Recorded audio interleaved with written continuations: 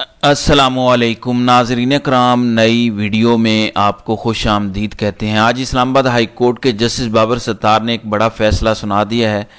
इस बड़े फैसले में बाबर सत्तार ने एक अहम तरीन तैनाती को गैर कानूनी और कलअदम करार दिया है। जस्टिस बाबर सत्तार, जिनके सिंगल बेंच को ख़त्म किया गया और इस्लामाबाद हाई कोर्ट के जस्टिस सरदार एजाज इसाक खान और जस्टिस बाबर सत्तार पर मुश्तमिल एक डिवीज़न बेंच बनाया गया, जो कि सिर्फ टैक्स मैटर देखता है। टैक्स मैटर के अलावा और कोई भी मुकदमा उसकी अदालत में समाअत के लिए मुकर्रर नहीं होता था, जिसकी सबसे बड़ी वजह यह थी कि इस मौजूदा निज़ाम के ख़िलाफ़ कोई फ़ैसला ना आ जाए, इस मौजूदा निज़ाम के बेनिफिशरी और ओहदेदारान के ख़िलाफ़ कोई ऐसा फ़ैसला ना आ जाए।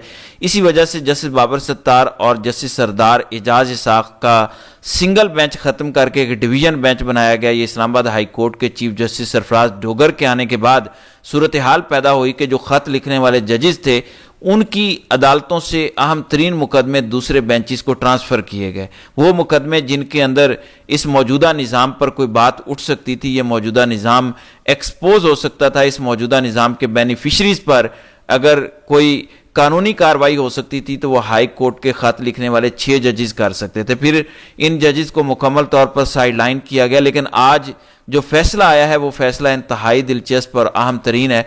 इसी के साथ ही मोहसिन अख्तर कियानी की अदालत में आज एक अहम तरीन मुकदमा समाअत के लिए मुकर्रर था, जिसमें वज़ीर आला पंजाब मरियम पर बड़े सवालात उठते हैं। पंजाब की वज़ीर आला पर मोहसिन अख्तर कियानी ने दिलचस्प रिमार्क्स दिए कि किस तरह से ज़बरदस्ती घरों में घुसकर पुलिस लोगों को उठा रही है, नामालूम अफराद घरों में घुसकर ज़बरदस्ती औरतों को उठा रहे हैं। इस पर भी आज कमरा अदालत में जो है वो सवालात किए गए। बहरहाल इस वीडियो पर मैं तफसीलन बताऊंगा।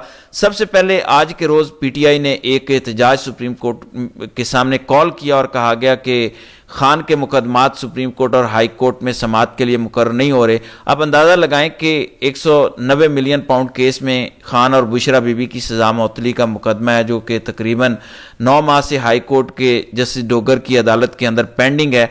वो समाअत के लिए मुकर्रर नहीं कर रहे। तोशाखाना 2 समाअत के लिए यहाँ मुकर्रर नहीं हो रहा। इसके साथ ही सुप्रीम कोर्ट में खान के अहम तरीन मुकदमात हैं जिनको समाअत के लिए मुकर्रर नहीं किया जा रहा। इस हवाले से खान ने अपनी पार्टी को यह हिदायत दी थी कि आपने अदालतों के सामने पुरअमन एहतजाज रिकॉर्ड करवाना है, और अलीमा खान को ने बताया था कि हम हाई कोर्ट और सुप्रीम कोर्ट के सामने बैठेंगे, एहतजाज रिकॉर्ड करवाएंगे कि अदालतें हमारे मुकदमे समाअत के लिए मुकर्रर नहीं कर रही। इंसाफ देना तो सेकंड स्टेप है। फर्स्ट स्टेप तो यह है कि अदालतों में पीटीआई और खान से रिलेटेड मुकदमात समाअत के लिए मुकर्रर हों।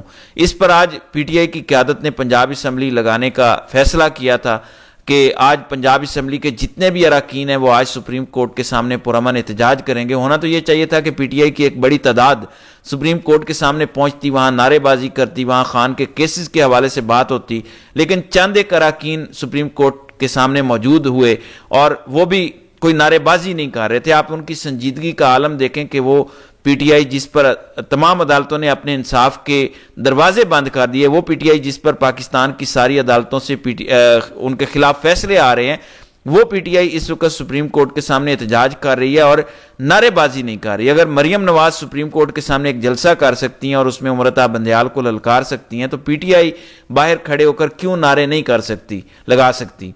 पीटीआई सुप्रीम कोर्ट के बाहर खड़े होकर खान के मुकदमात समाअत के लिए मुकर्रर ना होने का मामला क्यों नहीं उठाया उन्होंने?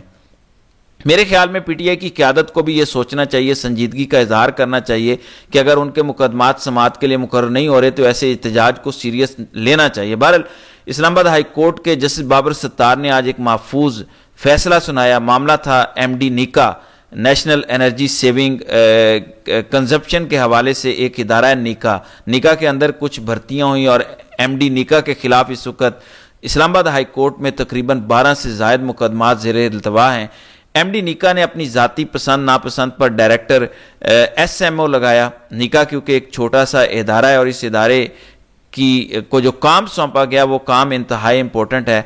मतलब उसने एनर्जी की कंजप्शन को सेव करने के तरीक़ाकार बताने हैं, स्ट्रेटजीज बनानी है। मामला यह था कि निका के जो डायरेक्टर एसएमओ थे उनके खिलाफ जस्टिस बाबर सत्तार ने आज एक बड़ा फैसला सुनाया। सबसे पहले तो बाबर सत्तार ने डायरेक्टर एसएम सबी हैदर की तैनाती को गैर कानूनी करार दिया। निका के मुलाजिम है मोहम्मद सज्जाद हुसैन, जिन्होंने डायरेक्टर एसएमओ की तैनाती को चैलेंज किया। एसएमओ की तैनाती की थी निका के एमडी ने, सरदार मौज़म ने।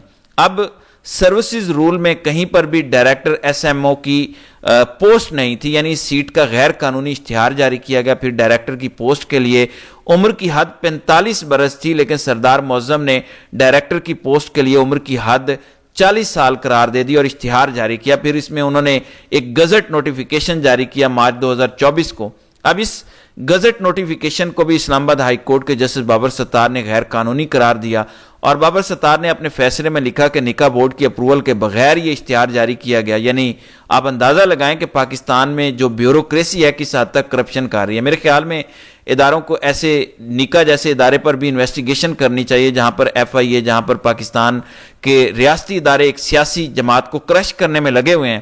آپ پولیس دیکھ لیں، ایف آئی اے دیکھ لیں، این سی سی آئی دیکھ لیں، دیگر ادارے دیکھ لیں۔ میرے خیال میں ان اداروں کو ایسے چھوٹے چھوٹے ادارے یا جو بیوروکریسی کے لوگ ہیں ان پر بھی نظر ڈالنی چاہیے، ان کی بھی انویسٹیگیشن کرنی چاہیے، تاکہ پتہ چلے کہ ان عہدوں پر بیٹھے جو بیوروکریٹس ہیں یہ کس طرح عوام کے پیسوں سے جو ادارے چلتے ہیں، پیسوں سے یہ بیوروکریٹس جو مراعات لیتے ہیں، عوام کے پیسوں سے یہ بیوروکریٹس شاہانہ زندگی گزارتے ہیں، باہر کے دورے کرتے ہیں، 12 لاکھ روپے تنخواہیں لیتے ہیں، پھر باقی ان کو ویزے بھی دیے جاتے ہیں۔ تو ایسے لوگوں کو پکڑنا انتہائی امپورٹنٹ ہے اور انتہائی ضروری ہے۔ جب تک ان لوگوں پر ہاتھ نہیں ڈالا جائے گا تب تک پھر کوئی شفافیت نہیں لا سکتے اس نظام کے اندر۔ اگر اس نظام کے اندر شفافیت لانی ہے تو پھر ایسے لوگوں کو پکڑنا ہوگا، کٹہرے میں کھڑا کرنا ہوگا کہ وہ بندہ جس بندے کے خلاف آج اسلام آباد ہائی کورٹ کے اندر 12 سے زائد مقدمات زیر التوا ہیں، ایسے بندوں کو چھوٹ نہیں ملنی چاہیے۔ جیسے بابر ستار کا انتہائی شاندار فیصلہ تھا۔ پھر اس کے بعد دوسرا آج اسلام آباد ہائی کورٹ کے جسٹس محسن اختر کیانی کی عدالت کے اندر ایک اہم ترین مقدمہ سماعت کے لیے مقرر تھا۔ مقدمہ تھا لاہور اور بہاولپور سے کچھ کم سن بچیوں اور ان کی والدہ کے اغوا کے بعد اس فیملی کے خلاف کچھ مقدمات درج کیے گئے۔ ایک شہری جو کسی اچھی پوسٹ پر بھی تھے، ان کے خلاف کچھ ہوا تو پھر ان کی بچیوں کو اغوا کیا گیا، ان کی بچیوں کی والدہ کو اغوا کیا گیا۔ جب بچیوں کی والدہ کو اغوا کیا گیا تو پھر اسی شخص کے خلاف جو ان کے ہسبینڈ ہیں، اسی شخص کے خلاف پھر جب مقدمات بننے لگے تو انہوں نے اسلام آباد ہائی کورٹ سے رجوع کیا اور یہ مقدمہ جسٹس محسن اختر کیانی کی عدالت میں سماعت کے لیے مقرر تھا۔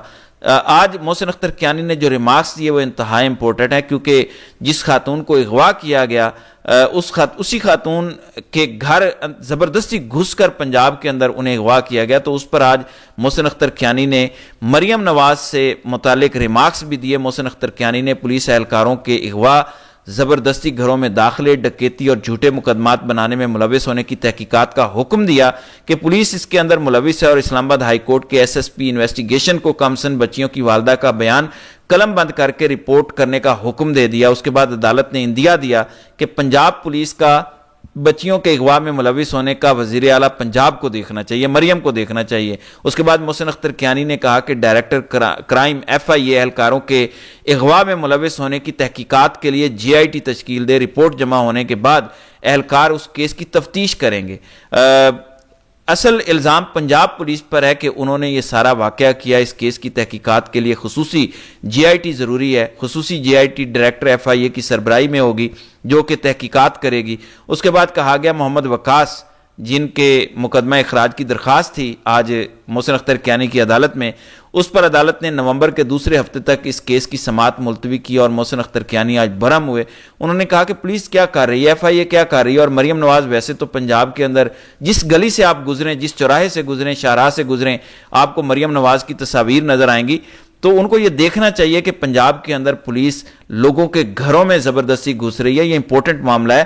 اگر ایف آئی اے یا پاکستان کی سیکیورٹی ایجنسیز کسی خاتون کو اغوا کر لیتی ہیں تو مریم نواز پر پھر سوالات تو اٹھیں گے۔ بہرحال اس نظام کے لیے دعا ہی کی جا سکتی ہے۔ تو ناظرین کرام، آپ کی اس ویڈیو کے حوالے سے کیا رائے ہے؟ آپ اپنی رائے کا اظہار کمنٹ سیکشن میں ضرور کیجیے گا۔